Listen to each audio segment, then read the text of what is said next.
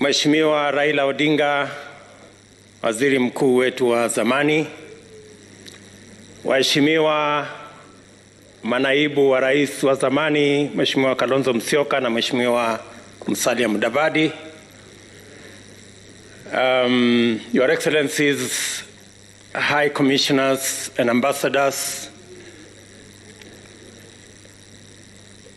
maspika wetu wa bunge la Senate na bunge la kitaifa, viongozi wote, ladies and gentlemen, good afternoon.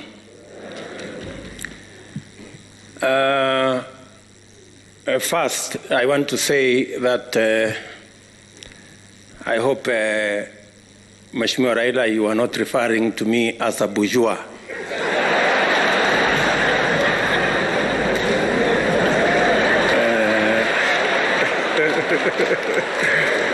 But I want to agree with you. I want to agree with you that we have a mischievous media sometimes, not all the times. On a day as important as this, when you have a headline saying Raila Odinga says he's going to run in 2022, they are trying to reduce this occasion to a matter of 2022, but we have all agreed that it is not.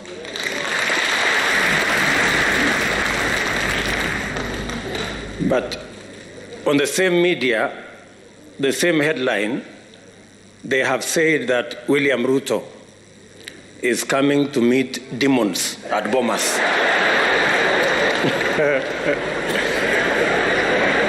Now, I am asking myself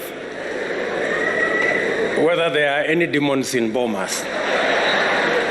Or better still, maybe I can ask them, Olisikia wapi, that there are demons in Bomas. But having said that, Your Excellency, this is a very important moment in our history. Important because you have persuaded us that the making of a constitution is always work in progress, and that we must strive progressively to have a negotiated constitutional settlement, or to arrive at a place where we are all working together, building consensus. And I share fully with those sentiments. I know even as we are having this meeting and this launch of this report of the Building Bridges initiative, Your Excellency, you have persuaded us that this is a moment to look at our Constitution and to find progressive amendments to our Constitution. There are those who believe, yes, it's a constitutional moment, but to progressively implement the 2010 Constitution. Civil society and others think so. There are those who believe that maybe this is a moment to discuss the ravages of COVID and the reality of our economic status, especially the majority, 40% odd people of our country who live below the poverty line, and the 16 million or so young people who are unemployed. All this, Your Excellency, as you have said, and as the former Prime Minister has said here, this is a process where we can bring all our views together and listen to one another. And no idea is more superior or less superior to the other.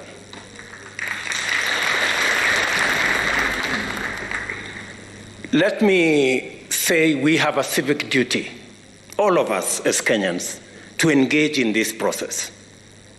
We do not have the luxury to say, I don't care. We do not have the luxury to walk away.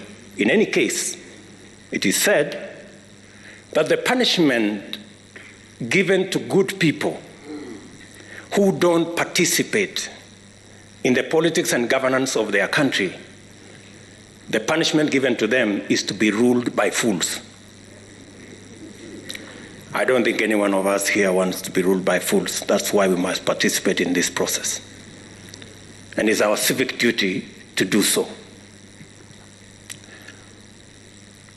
The BBI process has given us a raft of proposals for us to see, to interrogate, to improve. You did tell us, Your Excellency, that we are all free to improve on this process. And the many proposals that have been put, especially that were outlined here by Adam Solo on administrative issues, on legislative issues, I believe that since we have a forum where in Parliament and in government, where we can discuss the policy, the administrative, and the legal issues in Parliament, that can be interrogated in that process. Many of those issues that are administrative and that are legislative are issues mainly to do with our youth, mainly to do with how to do business, how to grow our economy. And Your Excellency, I want to say that these are very important issues. And in any case, I would add that from that list, especially on matters to do with young people, how we can assist them with Higher Education Loans Board and give them a moratorium, how they can start business, it must not be lost on us that the real problem, the real problem is that these young people are jobless. That is the real cause of all this. And that is the discussion we must have. That is the discussion we must have. Having said that, Your Excellency, there are, in my opinion, gaps. The single most important sector that drives our economy, contributing 25% directly to our GDP, and through manufacturing another 24%, and which employs almost 65% of all people in Kenya, is the agricultural sector.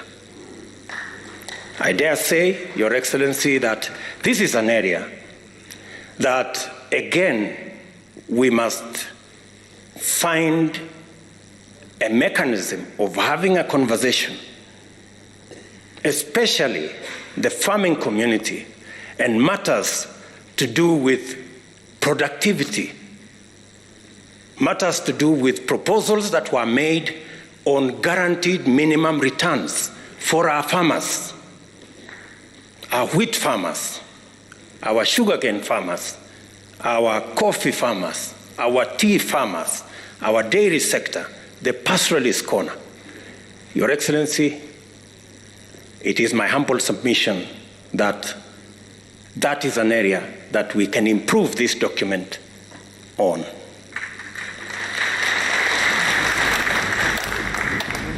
I have heard many speakers say they have finished reading and we should move on. We are not all at the same level when it comes to reading. Scientists like myself, we take a bit long because we interrogate things and we want experiments and we do many things. So I would plead with the fast learners like Kalonzo Musyoka to bear with us just a bit so that we can all move together. And I agree with Kalonzo Musyoka that we should try and have a non-contested referendum if we will end up there. But, Your Excellency, let me just say 2 or 3 things before I conclude. On the matter of the judiciary, allow me to say there is huge space for us to have an improvement on the proposal that has been made. Access to justice is one of the biggest challenges that we had, and that is why the 2010 Constitution was promulgated. As we talk today, the judiciary, as per the requirements of the law, there should be a high court in every county. As we talk today, there are counties, almost 5 counties, that do not have a high court, and many Kenyans have to travel far to look for justice. As we talk today, though the law provides that there must be a court at least in every sub-county, there are 160 counties that do not have a court at all. And the problem is that the budget for the judiciary, we need to operationalize the judiciary fund that is already in the Constitution, so that the judiciary can establish more courts and the judiciary can hire more judges and more staff so that Kenyans can have access to justice. The recommendation that has been made to have an ombudsman appointed by the executive into the judiciary, in my respectful submission, is a derogation from the independence of the judiciary. And we must be careful. We must be careful about the independence of institutions. We are coming from a history where judges received telephone calls, where courts were held at night. We do not want to go there. On the matter of IEBC, let me say, on the matter of IEBC, the recommendations that I have read say that political parties participate in the appointment of commissioners to IEBC. My brother Raila Odinga is good at football. So let me try to ask, how fair will be a league where the referee is appointed by teams? And not all the teams, some teams. How fair will this league be? If you persuade me that you will end up with a fair game, fine. That's what I'm saying. So if you tell me it is okay for some players, for some teams, not all the teams participating, to appoint the referee, if that's what we are saying, I have my reservations. And I need to be persuaded, like many other Kenyans, that that is fair. On the third issue, you have heard me, I have heard you. And I think that is good progress. It's good progress. You've heard me, and I have heard you. You think it's fair? I have a different opinion. Maybe we will find a meeting ground somewhere.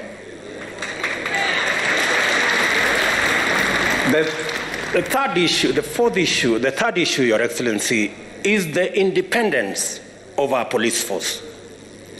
The 2010 Constitution was very clear that the police must act independently of any politicians, whether they are in government or in the opposition. To recommend that we will have a police council chaired by a CS is actually a derogation from the independence of the police. And I want to ask you, we must be careful on where we are going. Today, you may have the latitude to do what you think will be right as per you. Tomorrow, the shoe will be on the other leg.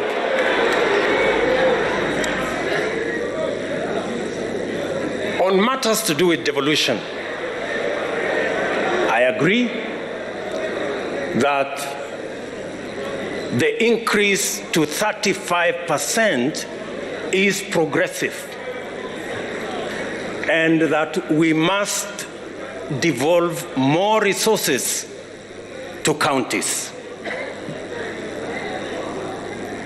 But accompanying the increase of resources to 35%, we must also ensure that the Senate has the necessary constitutional power to ensure that those resources are available and they are used properly. To recommend that the Senate cannot continue to have the constitutional mandate to discuss the division of revenue is actually a downgrade of the Senate. In my respectful submission,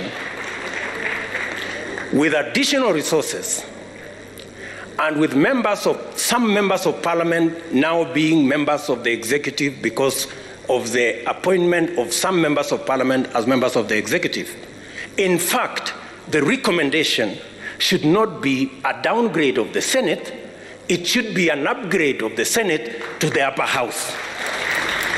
And in any case, so that I conclude, in any case, we are now saying women and the participation of women in our governance doesn't make us weaker, it makes us stronger. It doesn't make us lesser, it makes us greater. If we are saying in the proposal that women now go to the Senate, and you are saying that when women go to the Senate, they are going to a Senate which has been downgraded, which has no responsibility on matters of resource allocation. Are you enhancing the participation of women, or are you downgrading the participation of women? I mean, we are having a frank and honest conversation, good people, and it's good for us to listen to one another. So if we are saying women who today are sitting in the National Assembly, where resources are being discussed, if we take them from the forum where resources are being discussed and take them to a downgraded Senate, we are making the participation of women nominal. The participation of women should be substantive, in my respectful submission. And finally, Your Excellency, I know my brother Bishop Oginde has said there are hustlers here and they should stop the hustling, and there are the reggae people and they should stop the reggae. I don't know about the reggae, maybe I can talk about the hustlers. But let me say the following. The real elephant in this whole conversation is what was identified as the winner-take-all and the inclusivity question. Now, Professor Adam Solo, I have confessed I'm a scientist and I'm a bit slow. I want you to explain to me in this proposal. You have said that in this proposal, we will have the president with his running mate, deputy president. They will win, or we have candidates, they will win an election, and then the president will appoint the prime minister and the two deputies from the winning coalition, and then we will have the runner-up being the leader of opposition. Now, no problem, it doesn't matter who it is. I have no problem. You know, let us not personalize, there is no problem. Now, the question I am asking myself, have we sorted out the winner take all question? Oh, is that so? So, the president from his side, like for example here, President Uhuru Kenyatta, I am here, Kimunya is the Prime Minister, because he's the leader of majority. We have Jimmy Angwenyi, who is our deputy, as a deputy Prime Minister, and maybe Maoka Maore as one of the deputies. So, what happens to the whole NASA brigade, together with Musalia and all these other people? I mean, and I am not saying anything. I'm just saying I want to be persuaded. And forgive me if I am slow. Forgive me. There are so many Kenyans who are in my category. Are we together? Finally, on this inclusivity question, it is my humble submission that as we discuss inclusivity around us, the leaders, we must have a candid, open discussion on inclusivity about the millions of Kenyans locked out by poverty and unemployment. We must discuss how they are going to be part of the Kenyan society. That discussion we must have. And I want to thank the young man, very good, and the bright, intelligent young man from Kitale, because he said that we should not bring 16th century technology. And I am sure he was referring to the wheelbarrow. And possibly he was referring to me and this wheelbarrow. Sindio? Good. Now, the question I want to ask us, how come in the 21st century, a 16th century tool called the wheelbarrow, millions of citizens in the 21st century are still dependent on the wheelbarrow and mokokoteni? That is the discussion we need to have. Yes. That is the discussion we need to have. And that discussion is a discussion that involves millions of Kenyans. Millions of Kenyans. Let me then say, as I conclude, that the Honorable Kalonzo Musyoka, I am finishing. You know, I speak for millions of hustlers, so just give me a minute.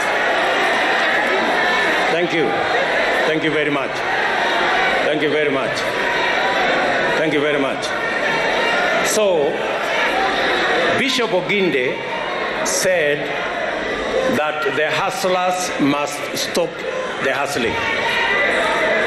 I have heard leaders here say that as we discuss this conversation, we must not have an us versus them. I have also heard leaders here say we must never have a conversation and a contest about the poor and the rich. We must never go there. And I believe we must never go there. But I want to remind you, good people, Abraham Lincoln, the 17th President of the United States of America, said, "Things may come to those who wait, but only things left by those who hustle." That is Abraham Lincoln. He was never talking about the rich and the poor. He was talking about the people who wake up early, the people who sleep late, the people who work hard, and that is the society we need to build. It is now my humble pleasure, ladies and gentlemen, to ask His Excellency the President of Kenya to make his remarks, and thank you very much for listening to me.